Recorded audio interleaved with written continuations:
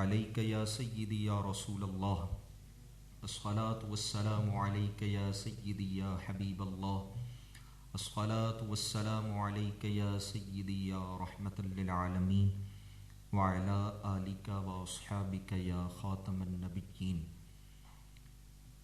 مولاي صل وسلم دائما ابدا على حبیبک خیر الخلق کلہم۔ عزیز دوستو، بزرگوں، ساتھیوں، اسٹیج پر موجود، عزتوں کی مسندوں پر موجود معزز علماء کرام، نعت خوانان حضرات، نقیب محفل، عوام اہل سنت، ارباب فکر و دانش، فارسین منبر و محراب، اللہ تبارک و تعالی ہم سب کا یہاں پر جمع ہونا اپنی بارگاہ میں قبول فرمائے۔ یقیناً ایک طویل فہرست ہے جو میں اسٹیج پر چہرے دیکھ رہا ہوں، اور عزتوں کی مسند پر جتنے چہرے موجود ہیں اللہ کریم سب کا آنا قبول فرمائے۔ قرآن مجید فرقان حمید کی جو آیت طیبہ میں نے آپ کے سامنے پڑھی، ماہ شوال المکرم کی آخری تاریخیں چل رہی ہیں، آج آخری جمعہ گزر گیا۔ اس مہینے کو نسبت غزوہ احد سے، اور غزوہ احد یہ وہ غزوہ ہے کہ جس میں نبی پاک علیہ الصلوۃ والسلام کی ظاہری زندگی میں سب سے زیادہ نقصان ہوا، کہ 70 کے قریب صحابہ علیہم رضوان کی شہادتیں، اور پھر نبی پاک علیہ الصلوۃ والسلام کے دندان مقدس کا شہید ہونا، اور محبوب کے رخسار اقدس کا زخمی ہونا، اور پھر نبی پاک علیہ الصلوۃ والسلام کے لاڈلے اور پیارے چچا جان حضور سید الشہداء امیر طیبہ سیدنا حمزہ رضی اللہ تعالی عنہ کا شہید ہونا۔ اس موضوع کی مناسبت سے آپ کے سامنے جو میں نے آیت پڑھی، قرآن کہتا ہے فَإِنْ آمَنُوا بِمِثْلِ مَا آمَنْتُمْ بِهِ فَقَدِ اهْتَدَوْا، کہ اگر تم ایمان لاؤ بِمِثْلِ مَا آمَنْتُمْ بِهِ، اس طرح کہ جس طرح صحابہ ایمان لائے، جس طرح کلمہ صحابہ نے پڑھا، جیسے صحابہ نے نبی پاک علیہ الصلوۃ والسلام پر اپنا تن من دھن سب کچھ قربان کیا، صحابہ نے جو کلمے کا حق ادا کیا، بِمِثْلِ مَا آمَنْتُمْ بِهِ، اس کی مثل اگر تم ایمان لاتے ہو، فَقَدِ اهْتَدَوْا، تو پھر تمہیں آگے پیچھے کسی بھی پلمبر کو سننے کی پھر تمہیں ضرورت نہیں ہے۔ فَقَدِ اهْتَدَوْا، صحابہ کے رستے پر چلو گے اللہ ہدایت عطا فرما دے گا۔ فَقَدِ اهْتَدَوْا، ہدایت کے رستے پر تم چل پڑے اگر تم نے صحابہ کو مشعل راہ بنا لیا۔ غزوہ احد ہے، نبی پاک علیہ الصلوۃ والسلام پر حملہ بڑا شدید ہے۔ اس موقع پر صحابہ نے جو اپنے ایمان کے تقاضوں کو پورا کرتے ہوئے محبوب پاک علیہ الصلوۃ والسلام پر جانثاریوں کا حق ادا کیا، یاد رہے کہ غزوہ احد بدر کے ٹھیک 1 سال کے بعد ہے۔ بدر میں ان کے کافروں کے بڑے بڑے 70 سرداران قریش مارے گئے تھے، اور 1 سال کے بعد قریش مکہ کے کافر 3000 کا لشکر لے کر مدینے آ گئے، اور سب نے یہ سوچا کہ ہم اپنے بدر کے مقتولین کا بدلہ لیں گے، اور احد کا میدان سجا دیا جاتا ہے۔ اس موقع پر احد کی تفصیل آپ کو بعد میں علامہ صاحب یہاں پر سنائیں گے، جمعہ جو یہاں پر پڑھاتے ہیں، یا بعد میں جو آپ تفصیل سنیں گے، لیکن جو محل استشہاد ہے جہاں پر میں کلام کرنا چاہتا ہوں، فَإِنْ آمَنُوا بِمِثْلِ مَا آمَنْتُمْ بِهِ فَقَدِ اهْتَدَوْا، پر کہ ایمان صحابہ جیسا، ایمان کا معیار اگر کوئی ذات ہے تو وہ صحابہ کی ذات ہے۔ کیسے؟ نبی پاک علیہ الصلوۃ والسلام پر حملہ ہوتا ہے، حملہ بڑا شدید ہے۔ اس موقع پر حضرت سیدنا قتادہ رضی اللہ تعالی عنہ، آپ آگے بڑھتے ہیں اور دیکھتے ہیں کہ محبوب پر تیر چل رہے ہیں۔ اب اتنا وقت نہیں ہے کہ نیچے جھک کر کوئی ڈھال اٹھا کر ان تیروں کو روک لیا جائے، اتنا ٹائم نہیں ہے کہ ان تیروں کو روکنے کے لیے کوئی مضبوط آہنی چیز اپنے ہاتھوں میں پکڑ لوں۔ حضرت قتادہ رضی اللہ تعالی عنہ کہ جرت و شجاعت و استقامت پر لاکھوں سلام. آپ آگے بڑھے اور تیر ادھر سے چل پڑا. اپنے چہرے کا سب سے قیمتی حصہ، اپنی پورے جسم کا سب سے قیمتی حصہ، اپنی آنکھ کو آگے کر دیا. تیر آنکھ میں پیوست ہوتا ہے، آنکھ نکل کر پوری باہر آ گئی. جب آنکھ پوری نکل آئی، اب اس آنکھ کو لے کر نبی پاک علیہ الصلوۃ والسلام کی خدمت میں حاضر ہوتے ہیں. ان کو پتا تھا یہ نام کوئی کام بگڑنے نہیں دیتا، بگڑے بھی بنا دیتا ہے. یہ نام محمد صلی اللہ تعالی علیہ وآلہ وسلم کائنات کے سب سے بڑے طبیب رسول اللہ ہیں، کائنات کے سب سے بڑے حکیم رسول اللہ ہیں. کائنات میں اگر حکمت تقسیم ہوتی ہے تو رسول اللہ کے در سے تقسیم ہوتی ہے. محبوب پاک علیہ الصلوۃ والسلام نے اب کیا کیا؟ حضور کے پاس آنکھ آ گئی ہے، آپریشن کا آغاز ہوتا ہے. بڑا عجب آپریشن ہے بھائی. آپریشن تھیٹر کے اندر بڑی سرچ لائٹیں آن ہوتی ہیں. اس کے بعد ڈاکٹر جو ہے وہ اوزار پکڑ لیتے ہیں اور پھر بندے کے جسم کو سن کر کے کاٹا پیٹی شروع ہوتی ہے. پھر اس کے بعد جسم کا جو عضو کام نہیں کر رہا ہوتا اس کے متعلق جو ہے وہ کام سٹارٹ کیا جاتا ہے اور بندہ بے ہوش ہو چکا ہوتا ہے. جناب سیدنا قتادہ کے آپریشن کا آغاز کائنات کے سب سے بڑے حکیم رسول کریم علیہ الصلوۃ والسلام کرتے ہیں. آپریشن کا آغاز کیسے ہوتا ہے؟ ایک ٹیوب لگاتے ہیں محبوب. وہ ٹیوب پولی فکس نہیں ہے، وہ ٹیوب آئی فکس نہیں ہے. وہ ٹیوب کیا ہے؟ بلکہ محبوب اپنا لعاب دہن ان کی آنکھ پر لگاتے ہیں اور آنکھ کو دوبارہ اپنی جگہ پر رکھتے ہیں اور اب ایک ٹیکا لگاتے ہیں. آخری مراحل ہے آپریشن کے. انجیکشن لگانا ہے مریض کو، انجیکشن لگنے کا وقت ہے. اینٹی بایوٹک انجیکشن نہیں ہے یہ کیسا انجیکشن ہے؟ محبوب کا انجیکشن یہ ہے کہ محبوب دعا کے لیے ہاتھ اٹھا دیتے ہیں اور دعا مانگتے ہیں. اللہم قی قتادتا، قی واحد مذکر حاضر، قی قتادتا کما وقع وجہ نبیک وَأَحَدَّهُمَا نَظَرًا، کہ مولا قتادہ کے چہرے کو سلامت رکھنا کیونکہ اس نے تیرے محبوب کا چہرہ بچایا ہے. وَأَحَدَّهُمَا نَظَرًا، اور مولا پہلے سے سونی آنکھ اس کو دینی ہے، پہلے سے زیادہ خوبصورت آنکھ کس کو دینی ہے؟ حضرت قتادہ کہتے ہیں آپریشن مکمل ہوا، انجیکشن لگ گیا، سارے مراحل مکمل ہو گئے. آنکھ کا آپریشن کرنے کے بعد ڈاکٹر آج کا یہ کہتا ہے کہ آنکھ کھولنی ہے آہستہ آہستہ. آنکھ کا موتیا اتر چکا ہے، اب آنکھ بنی ہے تازی تازی. اب آنکھ بڑی آہستہ آہستہ کھولنی ہے، زیادہ اندھیرے میں بھی نہیں کھولنی، زیادہ روشنی میں بھی نہیں کھولنی، مدھم سی لائٹ ہو اور اس وقت تم نے آنکھ کھولنی ہے. یہاں تو یارو آنکھ پوری نکل آئی. اب محبوب نے کیا فرمایا کہ قتادہ کب آنکھ کھولنی ہے؟ کوئی شرائط نہیں ہے، قتادہ آنکھ کھول. حضرت قتادہ کہتے میں نے آنکھ کھولی، آنکھ پوری نکل آئی تھی، لیکن قتادہ کہتے ہیں اتنا مجھے درست آنکھ سے نظر نہیں آ رہا تھا جتنا اس سے نظر آ رہا تھا. آنکھ رسول اللہ پر قربان کر دی. فَإِنْ آمَنُوا بِمِثْلِ مَا آمَنْتُمْ بِهِ فَقَدْ اهْتَدَوْا. قرآن نے ایسے نہیں تو فرمایا ان کی طرح ایمان لاؤ گے تو ہدایت کو پہنچ جاؤ گے. ان کا ایمان معیار ہے، صحابہ کا ایمان کسوٹی ہے، صحابہ کا ایمان جو ہے وہ معیار کی حیثیت رکھتا ہے.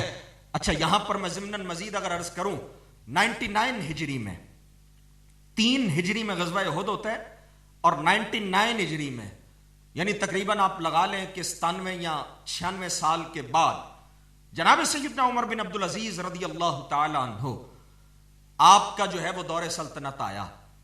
حضرت قتادہ جنہ دی آنکھ نکلی سی، ان کا پوتا، ان کا اچھی بولو آخری بندے چو بھی آواز آئے، پوتا، ان کا پوتا، قتادہ کا پوتا جن کی آنکھ نکلی، ان کا پوتا 95 یا 96 سال کے بعد، 96 سالہ تو بعد عمر بن عبدالعزیز کے دربار میں آیا اور اپنی کسی حاجت سے آیا. جناب سیدنا عمر بن عبدالعزیز نے فرمایا اپنا تعارف کرواؤ، کون ہو تم؟ حضرت قتادہ کا پوتا کہنے لگا سنو اے یارو، آج کوئی تعارف کرواتا ہے جی میں ذات کا ملک ہوں، جی میں ذات کا فلاں ہوں، جی میں ذات کا جٹ ہوں، جی میں ذات کا چودھری ہوں، میرا فلاں ذات سے تعلق، میرا فلاں ذات سے تعلق، میرا فلاں دنیا دار سے تعلق، میرا فلاں دنیا دار سے تعلق. اس تعلق کی بنیاد پر ہر کام کروایا جاتا ہے. اور ایک طرف حضرت قتادہ کا پوتا تعارف کرواتا ہے عمر بن عبدالعزیز کے دربار میں. کیا کہتا ہے؟ عرض کرتے ہیں میں اس کا پوتا ہوں جس نے آنکھ رسول اللہ پر قربان کی تھی. حضرت قتادہ مسجد پر بیٹھے ہوئے تھے، آپ اٹھ کھڑے ہوئے اور کہنے لگے او یار تو ایتھے آ. کہو ذرا سبحان اللہ. تو انہوں اجے تک ادائی سمجھ نہیں آئی. کہو نا ذرا سبحان اللہ. حضرت قتادہ کا پوتا جیسے ہی آیا نا، آپ نے اپنی مسجد سے اٹھ کے فرمایا او یارا تو ایتھے آ، میرے کول آ. کول بٹھا کے اپنے قریب بٹھا کر کہنے لگے حکم کر. کی کہنا ہے؟ جس طرح کہے گا ویسے بات ہوگی. فوراً کام کروایا اور پورے دربار کو کہنے لگے، سارے وزیروں مشیروں کو کہنے لگے میری بات سنو، عمر بن عبدالعزیز کے دربار میں جو آئے وہ حوالہ ایسا ہی پیش کیا کرے. وہ حوالہ پیش کیا کرے کہ میرے پیو دادے نے رسول اللہ دی عزت تے پہرا دیتا ہے، میرے پیو دادے نے اس طرح اکھ رسول اللہ تے قربان کیتی ہے. حضرت قتادہ نے اپنی آنکھ کو محبوب پر قربان کر دیا. قرآن نے فرمایا فَإِنْ آمَنُوا بِمِثْلِ مَا آمَنْتُمْ بِهِ فَقَدِ اهْتَدَوْا. فرمایا کہ یہ وہ پاکیزہ مطہر جماعت ہے. فرمایا ان کی طرح اگر تم ایمان لاؤ گے تو فرمایا کہ تم ہدایت کو پہنچ جاؤ گے. یہی غزوہ احد ہے. اور اسی غزوہ احد میں جناب سیدنا طلحہ بن عبید اللہ رضی اللہ تعالیٰ عنہ، اگر آپ کا ذکر نہ کیا جائے تو بات مکمل نہیں ہوتی. اور بات اب میں مکمل کرنے لگا ہوں، اشارہ مجھے ہو چکا ہے، بات اب مکمل کرنے لگا ہوں. توجہ کیجئے گا. حضرت طلحہ بن عبید اللہ رضی اللہ تعالیٰ عنہ جب محبوب کی جانب تیر چل رہے ہیں، طلحہ بن عبید اللہ کے پاس کوئی ڈھال نہیں ہے، کوئی اور چیز نہیں ہے. طلحہ بن عبید اللہ اپنے بازو کو آگے کر کے تیروں کو روکنا شروع کرتے ہیں. بازو پر ایک تیر لگتا ہے، دوسرا لگتا ہے، تیسرا لگتا ہے، بوٹیاں چھن چھن کر زمین پر گر رہی ہیں. بازو شل ہو گیا، دوسرا بازو آگے کر دیا، بازوؤں سے تیروں کو روک رہے ہیں. بازو شل ہو گیا، یہ بازو بھی گر گیا، 70 زخم آ گئے، سر پھٹ گیا. طلحہ بن عبید اللہ بے ہوش ہو گئے. محبوب پاک علیہ الصلوۃ والسلام نے فرمایا طلحہ کے چہرے پر پانی چھڑکو. پانی چھڑکا جائے. پانی جب چھڑکا نا، طلحہ کی آنکھ ایسے کھلی. توجہ بھائی توجہ. طلحہ کی آنکھ ایسے کھلی. آنکھ جیسے ہی کھلتی ہے، محبوب فرما رہے تھے حملے کی نوعیت سخت ہے، احد کے پہاڑ پر مجھے غار میں لے چلو، احد کے پہاڑ پر لے چلو. اور توجہ کرنا بارہ چاکاڑے ہو، توجہ کرنا. حضور مفتی اعظم ہند دی خوشبو تواڈے اندروں آ رہی ہے. حضور مفتی اعظم دی خوشبو تواڈے اندروں آ رہی ہے. توجہ کرنا. میں گل جڑی کرن لگا، جناب سیدنا طلحہ بن عبید اللہ جیسے ہی آنکھ کھلی نا اور ادھر سے آواز آئی کہ میں حضور فرما رہے ہیں اوپر جانا ہے، حضرت طلحہ بن عبید اللہ کہنے لگے حضور ایتھے قدم رکھو. تواڈی سبحان اللہ تو صدقے. حضور ایتھے قدم رکھو، ایتھے. حضرت طلحہ بن عبید اللہ نے جب یہ بات کی نا، حضور کو بڑا پیار آیا. محبوب نے فرمایا اوجب طلحۃ الجنۃ. ترجمہ تا ایدا مدرسین ہی کرن گے، ایدی ترکیب بھی یہی کر سکتے ہیں کہ طلحہ ترکیب دے وچ کی ہے تے جنت کی واقعہ ہو رہا ہے. لیکن اسی ترجمہ کرن لگے ہیں بابے آڑا. استاد صاحب نے جو اس کا ترجمہ کیا، فرمایا کیا معنی؟ آج کوئی جنت حاصل کرتا ہے نماز پڑھ کے، کوئی جنت حاصل کرتا ہے صدقہ دے کر، کوئی جنت حاصل کرتا ہے زکوٰۃ دے کر، کوئی جنت پاتا ہے تسبیح و اوراد کر کے. جناب طلحہ بن عبید اللہ کے بارے میں حضور نے فرمایا اوجب طلحۃ الجنۃ. طلحہ یہ کام کر کے جنت کو کھینچ کے اپنے قدموں کی جانب لے آیا ہے. طلحہ نے صرف جنت کو حاصل نہیں کیا بلکہ جنت کو اپنی طرف لے آیا ہے. اور جناب سیدنا صدیق اکبر نے جب یہ ادائیں دیکھی نا، صدیق اکبر نے فرمایا آج دا دن تے تلا ہی بازی لے گیا، آج تے دن تے تلا بازی لے گیا. جناب سیدنا طلحہ بن عبید اللہ رضی اللہ تعالی عنہ اور یہی وہ غزوہ احد ہے کہ جس میں نبی پاک علیہ الصلوۃ والسلام کے لاڈلے اور پیارے چچا جان حضور سید الشہداء، امیر طیبہ، فاعل الخیرات، کاشف الکربات، میرے آقا میرے مولا حضور سیدنا حمزہ رضی اللہ تعالی عنہ، آپ روزے سے ہیں، 2 تلواریں ہاتھ میں پکڑی ہیں، شتر مرکب پر سر پر باندھا ہوا ہے، اور دیوانہ وار احد کے میدان میں کافروں کو واصل بجہنم کر رہے ہیں، کافر آگے بھاگتے چلے جا رہے ہیں، اور سب کے ذہنوں میں یہ سوال گونج رہا ہے، یہ کون ہے، یہ کون ہے؟ سب کہتے ہیں کہ یہ وہی ہے جس نے بدر میں بھی ہمیں نقصان پہنچایا، جس نے بدر سے پہلے بھی نقصان پہنچایا، اور اس کو مسلمانوں میں اللہ اور اس کے رسول کا شیر کہا جاتا ہے۔ جناب سیدنا حمزہ رضی اللہ تعالی عنہ حضور سید الشہداء 32 کافروں کو واصل بجہنم کرتے ہیں، 32 کافروں کی گردن اتارتے ہیں، اور ایک ایک کا کلا کما کرتے چلے جاتے ہیں۔ جناب سیدنا حمزہ رضی اللہ تعالی عنہ پر پھر تاک لگا کر حملہ کیا جاتا ہے، نیزہ آپ کے جسم سے آر پار ہو جاتا ہے، آپ کی شہادت ہو جاتی ہے۔ جسم اقدس زمین پر تشریف لے آیا، جناب سیدنا حمزہ رضی اللہ تعالی عنہ کے جسم کو اب چاک کیا جاتا ہے، کان مبارک جسم سے الگ کر لیے جاتے ہیں، بینی مبارک اتاری جاتی ہے، آنکھیں نکال لی جاتی ہیں، اور پیٹ کو چاک کر کے کلیجہ نکال کر چبایا جاتا ہے۔ میرے عزیز دوست سمجھ ذرا اس بات کو، قرآن نے تو کہا تھا فَإِنْ آمَنُوا بِمِثْلِ مَا آمَنْتُمْ بِهِ فَقَدِ اهْتَدَوْا، کہ صحابہ جیسا ایمان لانا ہے، ان کا ایمان کسوٹی ہے۔ میرے عزیز سمجھ ذرا اس بات کو کہ جناب سیدنا حمزہ جو حضور کے لاڈلے اور پیارے چچا جان ہیں، ان کا تو جسم بھی کاٹ لیا گیا، ناک بھی اتار لیا گیا، آنکھیں بھی نکال لی گئیں۔ میرے اور تیرے جسم پر کبھی گرم ہوا بھی نہ لگے، دین کی وجہ سے اسلام کی راہ میں مشقت اٹھاتے ہوئے، اور پھر ہم سے بڑا کوئی عشق رسول کا دعویٰ بھی نہ کرنے والا ہو، ہم ہی سب سے بڑے دعوے دار ہوں کہ ہم سے بڑا عاشق کوئی نہیں ہے۔ عشق دلیل مانگتا ہے میرے عزیز، عشق اس بات کی دلیل مانگتا ہے کہ محبوب کے لیے کتنا تو تڑپ جانا سیکھتا ہے۔ جناب سیدنا حمزہ رضی اللہ تعالی عنہ آپ کی میت پر جب رسول اللہ تشریف لائے نا، تو صحابہ کہتے ہیں کہ حضور رونا شروع ہوئے اور ہچکی بند گئی حضور کی۔ عبداللہ بن مسعود کہتے ہیں ہمیں ڈر یہ لگا کہ محبوب بے ہوش ہو جائیں گے۔ محبوب اس قدر تڑپ تڑپ کر بلک کر حضور پکار رہے ہیں اپنے چچا جان کو، یا فاعل الخیرات، یا کاشف الکربات، یا ام الرسول، یا ذاب عن وجہ رسول اللہ۔ حضور بار بار ان القابات سے اپنے چچا جان کو پکار رہے ہیں، بار بار ذکر کر رہے ہیں۔ جبرائیل آ گئے، آ کر تسلی دیتے ہیں، حضور تسلی رکھیے، حمزہ کے متعلق ملائے اعلیٰ کے فرشتے یہ اعلان کر رہے ہیں کہ حمزہ اللہ کا بھی شیر ہے، اس کے رسول کا بھی شیر ہے۔ حمزہ اللہ کا بھی شیر ہے، اس کے رسول کا بھی شیر ہے۔ جناب سید الشہداء کے جب جنازے پڑھنے کا وقت آتا ہے نا، تو نبی پاک علیہ الصلوۃ والسلام نے سب سے پہلے آپ کا جنازہ پڑھایا، اور پھر 70 شہدائے احد کا جنازہ پڑھایا، اور پھر محبوب نے فرمایا کہ اب میت اگلی لاتے جاؤ، پھر آگے لے جاتے جاؤ، لیکن حمزہ کی میت کو نہیں اٹھانا۔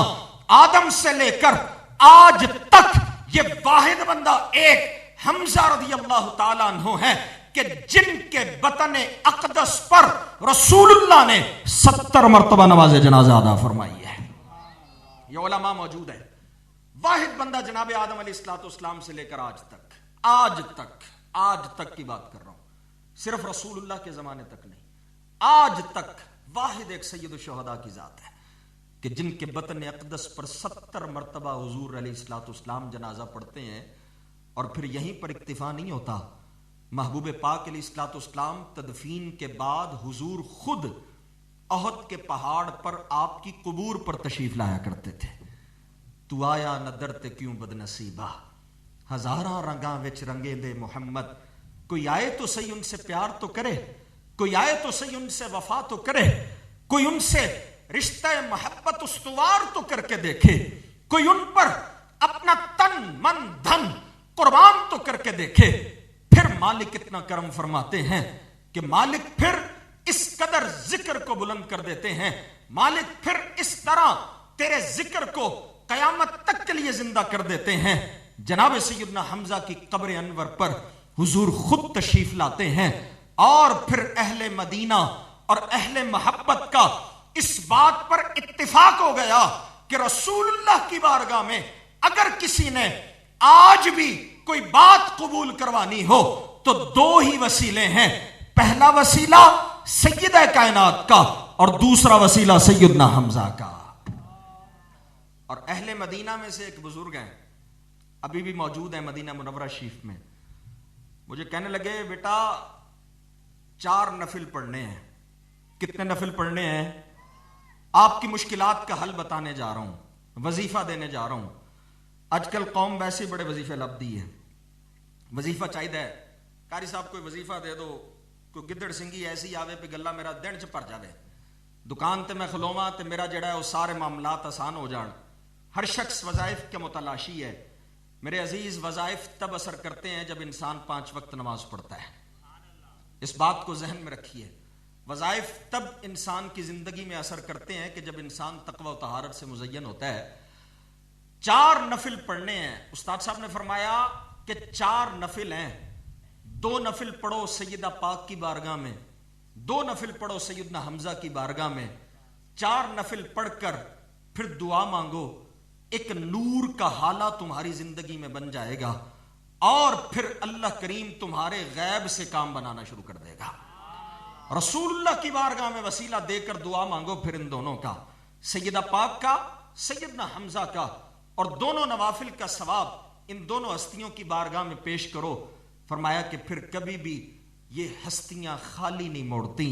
میرے عزیز دوست, حضور سید الشہداء کے عرس مقدس, آپ کے یوم شہادت کا یہ مہینہ اور 70 شہدائے احد کا یہ مہینہ ہم سے رخصت ہو رہا ہے, اور قرآن ان کے کردار کو دیکھ کر کھول کھول کر بتا رہا ہے فَإِنْ آمَنُوا بِمِثْلِ مَا آمَنْتُمْ بِهِ فَقَدِ اهْتَدَوْا, کہ اگر ان جیسا ایمان لاؤ گے, اگر ان کی طرح کم از کم اپنے جسم کے خون کی بوند کو رسول اللہ کے نام پر قربان کرو گے, تو فرمایا پھر تمہیں کسی سے سند لینے کی ضرورت نہیں. قرآن تمہیں سند دے گا کہ تم ہدایت یافتہ ہو چکے ہو. اللہ کریم ہمیں ہدایت کی یہ منزل نصیب فرمائے. اللہ رب العالمین حضور سید الشہداء کی بارگاہ میں ہمارا یہ ذکر کرنا, 70 شہدائے احد کی بارگاہ میں ہمارا ذکر کرنا اپنی بارگاہ میں, ان کی بارگاہ میں قبول فرمائے. آمین. وما علیہ الا البلاغ المبین.